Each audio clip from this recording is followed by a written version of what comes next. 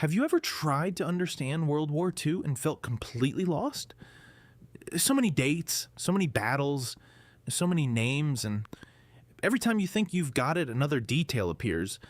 But what if you could understand the entire war in just 10 minutes? Not every detail, but the big picture that explains everything. By the end of this video, you'll see World War II not as a chaotic mess of events, but as a clear story with a beginning, a middle, and an end. Stay until the end, because the final piece of this puzzle will change how you see the modern world. Let's start at the beginning. The war didn't start in 1939. Not really. The seeds were planted decades earlier, after World War I. Think about this for a moment. Imagine a peace treaty that's so harsh, it doesn't end the conflict. It just pauses it.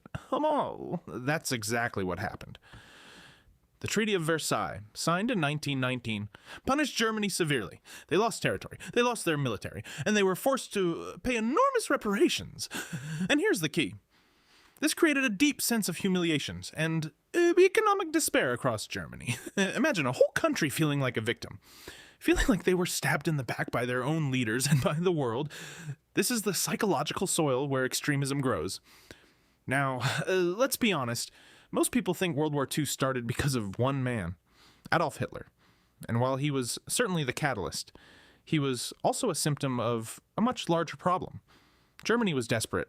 Inflation was so bad that people needed wheelbarrows of cash just to buy bread. The global economic depression of the 1930s made everything worse. And in times of crisis, people look for simple answers. They look for strong leaders who promise to restore their pride. Hitler offered that. He promised to make Germany great again. He blamed others for Germany's problems. He promised to tear up the Treaty of Versailles and rebuild the German military. And many Germans, tired and angry, listened. This changes everything. Because what happened next wasn't just Germany's fault. The rest of the world was tired of war. Britain and France in particular wanted peace at almost any cost. So when Hitler started breaking the rules of the treaty, they didn't stop him. When he took over Austria, they did nothing. When he demanded part of Czechoslovakia, they agreed. This policy was called appeasement. But here's something important. Appeasement didn't buy peace. It bought time for Hitler to build his war machine. And the more he got away with, the more he wanted. This is a classic pattern in psychology and in history. A bully who's never stopped will keep pushing. And then, on September 1st, 1939, Germany invaded Poland, and this time Britain and France had no choice. They declared war, and World War II had officially begun. Now let's make this practical. To understand the war, you need to think about it like a chess game. There are two main teams. The Axis powers, Germany, Italy, and Japan. And the Allies, Britain, France, the Soviet Union, the United States, and many others. But here's where most people get it wrong. They think the war was just one big conflict. Actually, it was a series of connected wars happening at the same time. There was the war in Europe, the war in North Africa, and the war in the Pacific.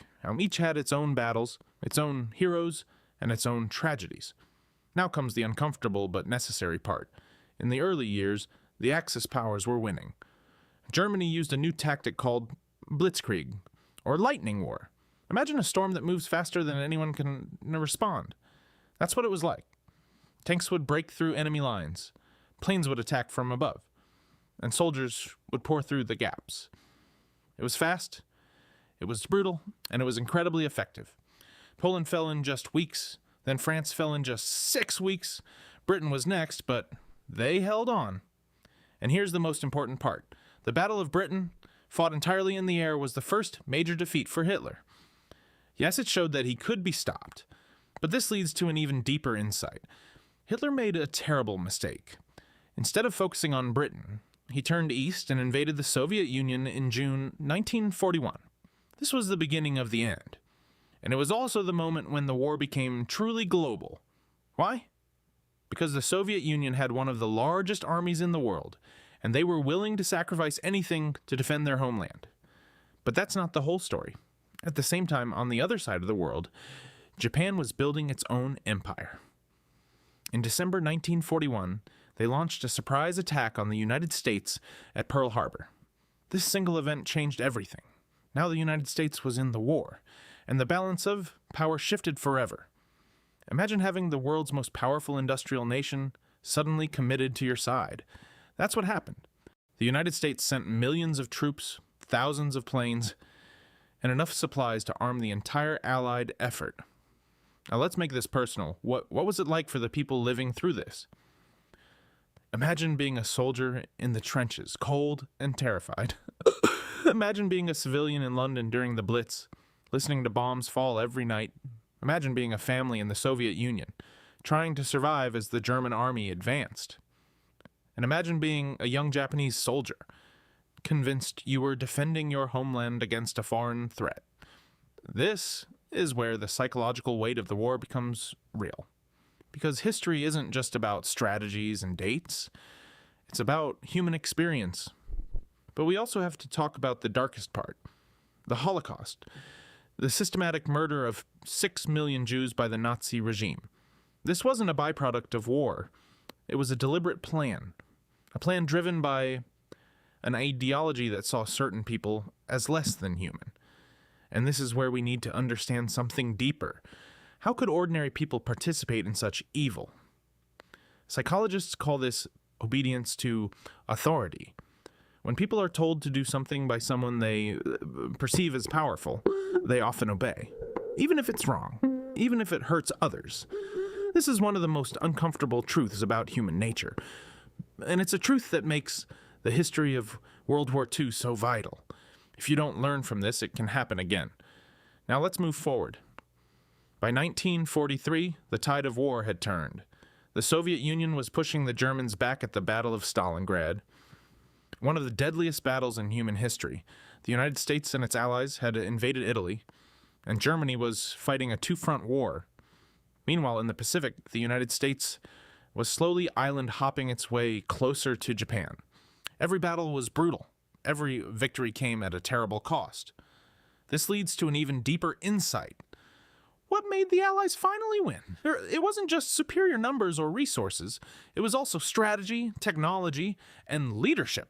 The breaking of German and Japanese codes, the development of advanced aircraft and naval ships, and the sheer determination of millions of people who refused to accept a world ruled by tyranny.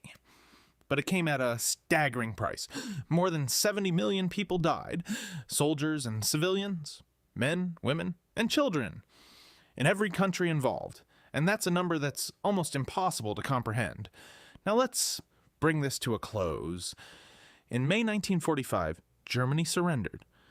In August 1945, after the dropping of atomic bombs on Hiroshima and Nagasaki, Japan surrendered as well. The war was finally over.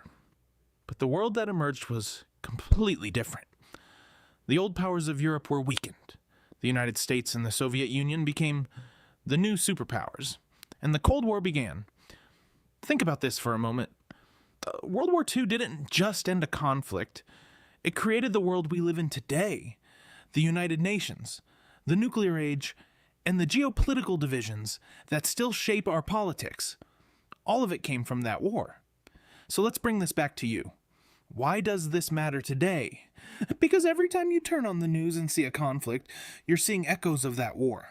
Every time you hear about nationalism or extremism, you're hearing the same patterns that led to World War II.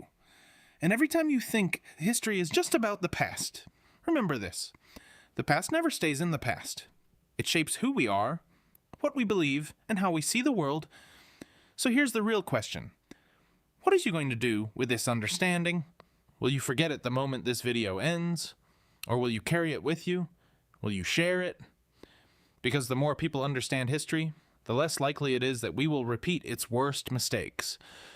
Overthinking promises certainty, but steals peace. Your mind is a tool, not your prison. Not every thought deserves your attention. You don't have to believe everything your mind tells you. But when it comes to history, you have a choice. You can stay ignorant, or you can understand. And understanding gives you power. The power to see the world clearly, the power to make better decisions, and the power to create a better future.